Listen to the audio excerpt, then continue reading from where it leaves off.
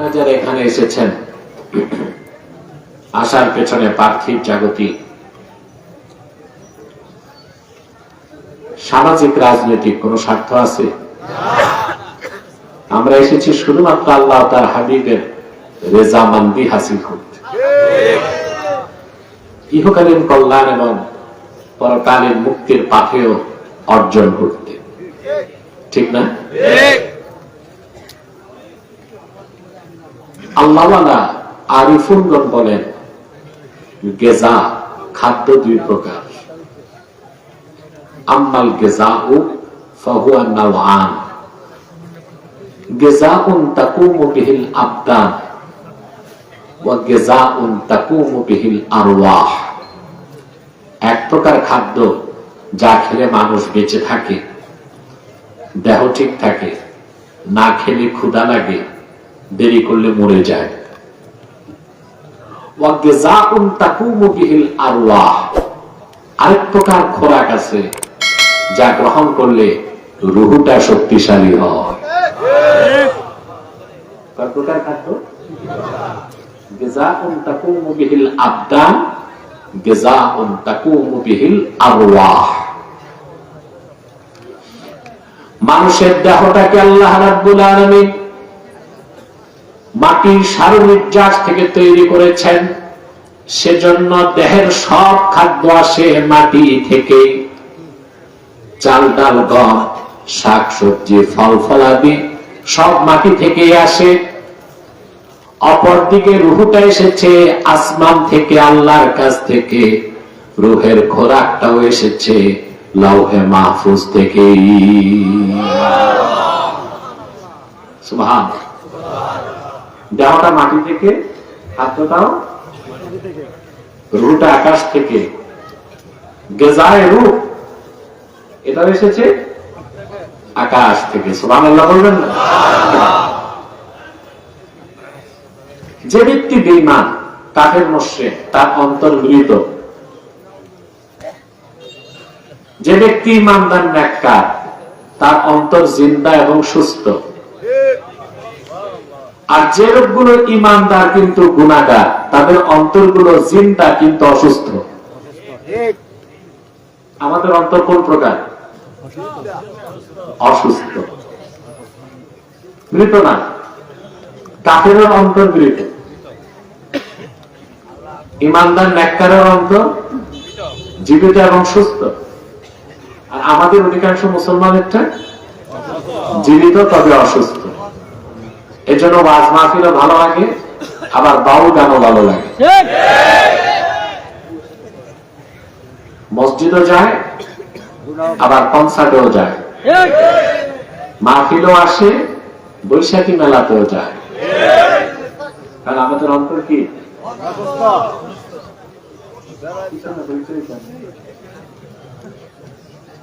আওয়াজগুলো বন্ধ করা যায়? খাওয়া দাওয়ার ব্যবস্থা আছে নাকি? কিছু বাঙালি আছে শুধু খাইতে আসে। এগুলোর মুখে সুপার গুলো দিয়ে কষ্টিক লাগাবে, আমি নামলে খাবার দিবা। এটি বেশি না, 2-4টা আসে। এগুলোর নকশে খাওয়া মা, খাবার ছাড়া কিচ্ছু বুঝে না। 2-4টার কারণে ডিস্টার্ব হয় হাজার হাজার মানুষের। কোন ডিস্টার্ব চলবে না। প্রিয় ভাইরা, তো অন্তরের যে রোগ আমাদের অসুস্থ না? হার্টের ডিজিজের জন্য মানুষ কার্ডিওলজিস্টের কাছে যায়, ডাক্তার। তা আমি অন্তরের যে রোগের কথা বলছি, পৃথিবীর সব হার্ট স্পেশালিস্ট এক জায়গায় আনলেও আপনার একটা ওষুধ দিতে পারবে না। হার্টের এই রোগের ঔষধের জন্য যেতে হবে আল্লাহ বুজুর্গ মানুষের কাছে। বিশ্ববরেণ্য সুফি সাধক ইব্রাহিম খাওয়াস রাহমাতুল্লাহ বলেছেন, দাওয়াউল কুলুবে খামসা। মানুষের অন্তরে যদি অসুস্থ হয়, রোগ মুক্ত করার জন্য 5টা ঔষধ মাত্র। তার প্রথমটাই হলো তিলাওয়াতুল কুরআনি বিত্তাদাব্বুর। চিন্তা করে গবেষণা করে কোরআন তেলাওয়াত করা। মুমিন যত বেশি চিন্তা গবেষণা করে আল্লাহর কোরআন পড়বে, তার অন্তর রোগ মুক্ত হবে, নূর পয়দা হবে, এক সময় হৃদয়টা নূরের টুকরায় পরিণত হয়ে যাবে। এখন আপনারা যদি অন্তরের ঔষধ খুঁজতে মাদ্রাসায় পড়তে যান, বয়স আছে? তাহলে যেখানে আল্লাহর কোরআনের ব্যাখ্যা হয়, মুদারাসাতুল কোরআন যেখানে হয়, তাফসীরুল কোরআন যেখানে হয়, ওখানে বসলেও অন্তর পবিত্র হয়, রোগ মুক্ত হয়। শাইখশালা দরবার শরীফ ওই ব্যবস্থাটা করছে। এক ঘন্টার জন্য না, এক রাতের জন্য। এতে আপনারা খুশি না বেজার? বেজার শুধু শয়তান। শয়তানও বেজার, শয়তানের চেলা চামুন্ডারও বেজার। অবশ্য এখন শয়তানের চেলা চামুন্ডা কিছু কমছে, সেজন্যই তার মাহফিলে বাধা নাই। আগে বাধা দিত, বাউল গানে বাধা ছিল না, ভাটিয়ালা গানে বাধা ছিল না, বৈশাখী মেলা, 31 নাইট, ডিজে পার্টিতে অনুমতি লাগতো না। তাফসীরুল কোরআন নাম শুনলে ওদের কলিজায় আগুন জ্বলতো। শর্ত দিত 34টা। কতটা? 34টা শর্ত দিত। তারপরে ভাবতো যে এত বিরক্ত করলে রাগ করে মানুষ মাহফিল করা ছেড়ে দিবে, কিন্তু ওরা জানতো না এই দেশের মানুষ আল্লাহর কোরআনের জন্য বুকের রক্ত ঢালতে জানে। শর্ত 34টা, আর কি আসে যায়। আজ কোরআন পন্থীরাই আছে, আর কোরআনের শত্রুরা নাই। গোষ্ঠী শুদ্ধা দেশ ছাড়ছে।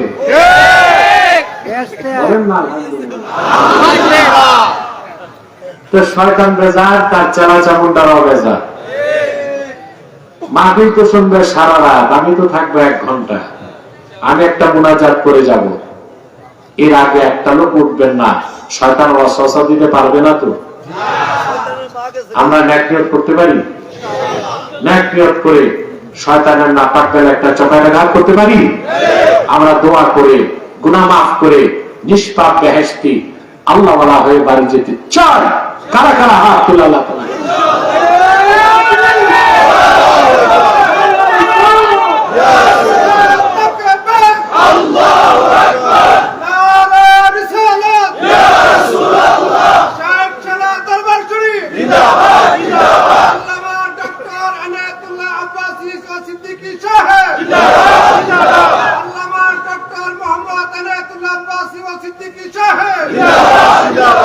আল্লাহ কবুল করুন, আল্লাহ মঞ্জুর করুন।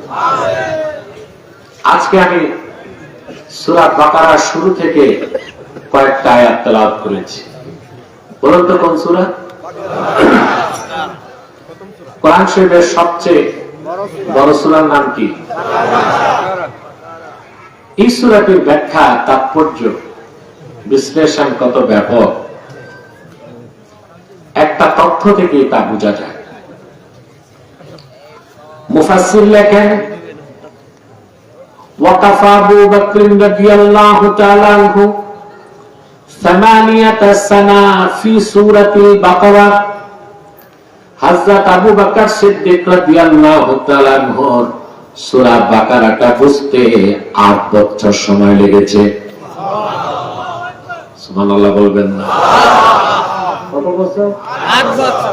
সিদ্দিক আকবরের, আর আমাদের দেশে মৌলবী হয় 8 বছরে, ঠিক না?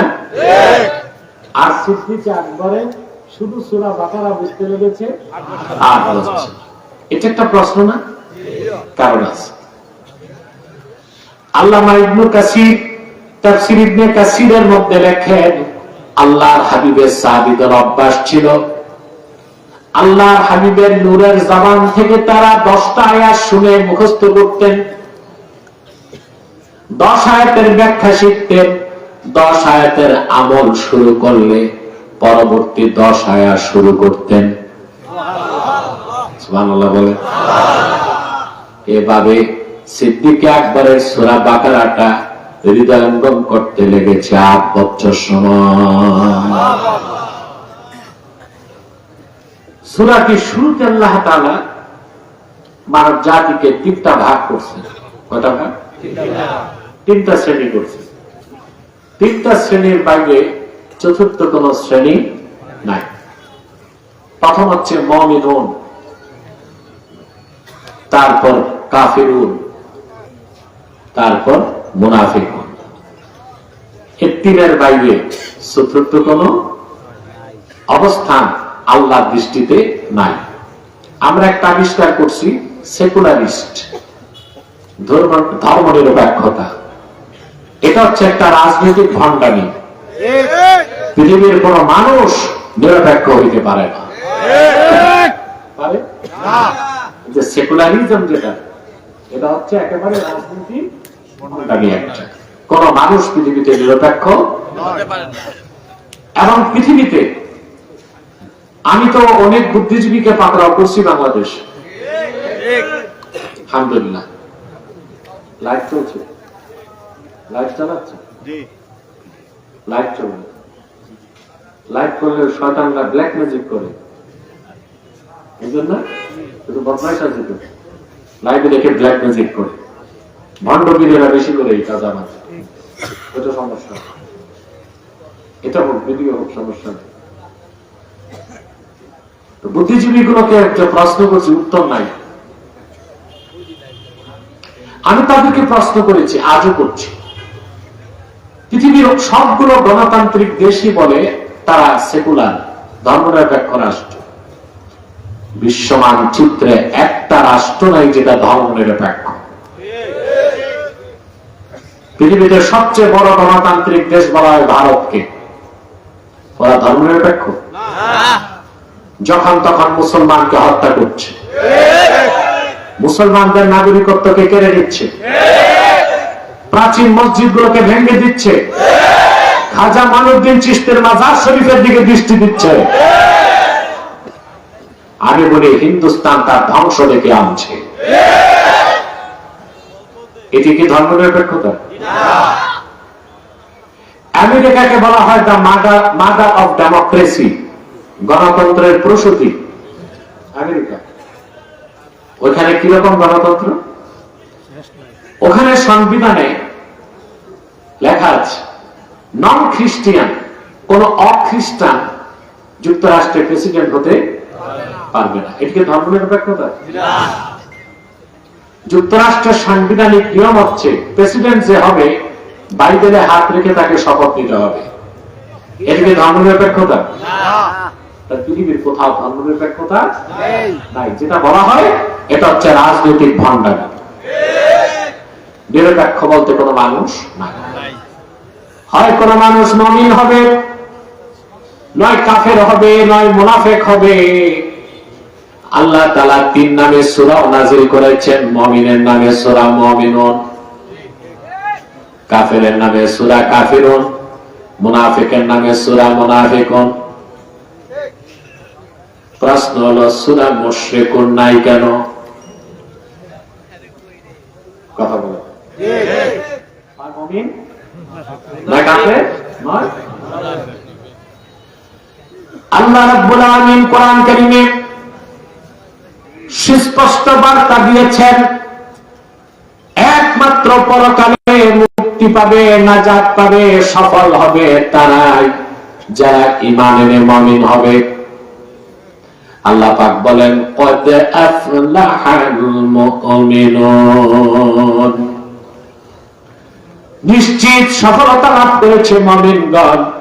অন্যত্র তিনি বলেন কদ আফলাহা মান তাযাক্কা ওয়া যাকারা ইসমা রাব্বিহি ফাসাল্লা, নিশ্চিত সফলতা লাভ করছে সেই কদ আফলাহা মান তাযাক্কা আই তাহহারা কলবাহু মিনাশ শিরকি ওয়াল কুফরি ওয়াদ দানাস, যে তার হৃদয়কে পবিত্র করলো শিরক থেকে, কুফর থেকে, বাতিল আকীদা থেকে। অর্থাৎ সফলতা শুধু মুমিনের জন্য, সফলতা শুধুই ঈমানের পথে। বলেন সুবহানাল্লাহ। যার ঈমান নাই সে কোনোদিন সফল হতে পারে না। টাকা আছে, পয়সা আছে, জনসমর্থন আছে, বিত্ত বৈভব আছে, সম্পদের প্রাচুর্য আছে, ডিগ্রি আছে, স্লোগান আছে, সুনাম আছে, ঈমান নাই যার, আল্লাহর কাছে তার 2 পয়সার মূল্য নাই। আছে? তার চেয়ে ক্ষতিগ্রস্ত কেউ নাই। আল্লাহ রাব্বুল আলামিন কোরআন কারীমে বলেন, কুল হাল নুনাব্বিউকুম বিল আখসারিনা আ'মালা আল্লাযীনা দাল্লা সা'য়ুহুম ফিল হায়াতিদ দুনিয়া ওয়া হুম ইয়াহসাবুনা আন্নাহুম ইউহসিনুনা সুনআ।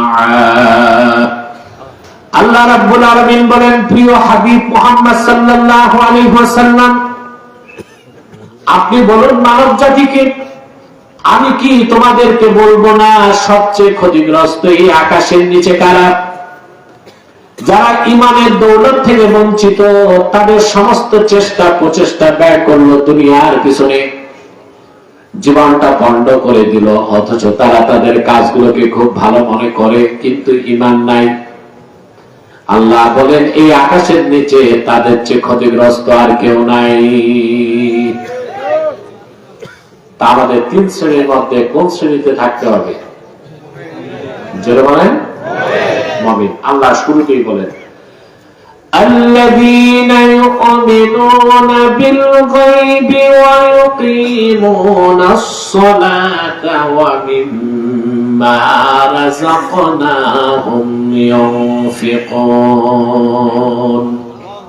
আল্লাহ বলেন, মুমিন কারা? আল্লাযীনা ইউমিনুনা বিল গায়ব, যারা বিশ্বাস স্থাপন করে গায়বের উপর। কিসের উপর? গায়ব অর্থ কি? জোরে বলতে হবে। ভুল, একেবারেই ভুল, একেবারেই ভুল। গায়ব অর্থ অদৃশ্য না। আমাদের দেশের 98 জন গায়ব অর্থই জানে না, কিন্তু এলমে গায়বের মাসালা নিয়ে ঝগড়া ঢিকি করে। অর্থ জানে না গায়ব অর্থ, ঝগড়া ঢিকি করে এলমে গায়বের মাসালা নিয়ে। গায়ব অর্থ যদি অদৃশ্য হয়, ইনভিজিবল, এই যে বাতাস নাকে লাগতেছে, এটা কি দৃশ্যমান না অদৃশ্য? অদৃশ্য যদি গায়েব হয়, তো বাতাসকে কি বলতে হয়? গায়েব। তো নাকে দিয়ে ঢুকে কি? তাহলে অদৃশ্যকে গায়েব বলা অর্থ কি? ইমাম খাজেন তাফসীর খাজেনে লিখেছেন, এই আয়াতের ব্যাখ্যাটি ইমাম খাজেন লিখেছেন, কুল্লু মা গাবা আন হাওয়াসিল খামসা, প্রত্যেক সেই জিনিস যা পঞ্চ ইন্দ্রিয় থেকে দূরে, দেখা যায় না, ছোঁয়া যায় না, ধরা যায় না, অনুমান করা যায় না, অনুভব করা যায় না, নাকে শুঙ্গা যায় না, কানে শোনা যায় না, স্পর্শ করা যায় না, পঞ্চ ইন্দ্রিয় থেকে দূরে যা, ওইটাই গায়েব। হতে পারে তা বহু দূরে, হতে পারে তা অনেক কাছে। যেমন 9 কোটি 30 লক্ষ মাইল দূরে সূর্যটা, এটা গায়েব না? গায়েব। ইন্দ্রিয় কয়টা? 2টাই ধরছে, চোখে আর চামড়ায়। কথা বলে না। আমি কি কবরস্থানে না মাহফিলে? আপনার মনে ভুলে গেছেন মাহফিলে আছেন। আমাকে একটু সাপোর্ট দিতে হবে। ঘুমাতা তো আমি কি একটু টেস্ট করতে পারি? কে কে ঘুমান? হাত উঠান।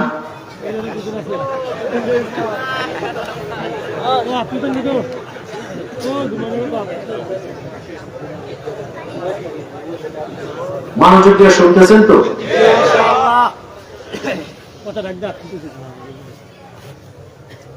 অদৃশ্যকে গায়েব বলা হয় না। আপনি একটা তর্জমা করতে পারেন, অজানা। কি বলতে পারেন? অজানা।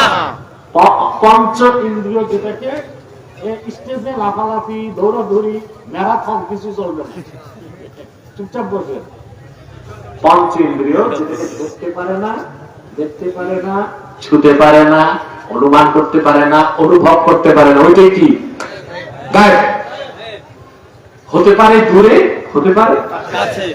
9 কোটি 30 লক্ষ মাইল দূরে সূর্য, 15 কোটি কিলোমিটার, আলোর গতি সেকেন্ডে 1,86,000 মাইল। সূর্য থেকে পৃথিবীতে আলো আসতে টাইম লাগে 8 মিনিট 20 সেকেন্ড। এত দূরে সূর্যটা কি আমাদের কাছে গায়েব? কয়টা ইন্দ্রিয় ধরছে? দুইটা, চোখে, চামড়া। কিন্তু 3.5 হাত নিচের কবরটা গায়েব। ঠিক, ওই কবরে মজা আছে, সাজা আছে, তর্জন আছে, গর্জন আছে, সুখ আছে, শান্তি আছে, হাসি আছে, কান্না আছে।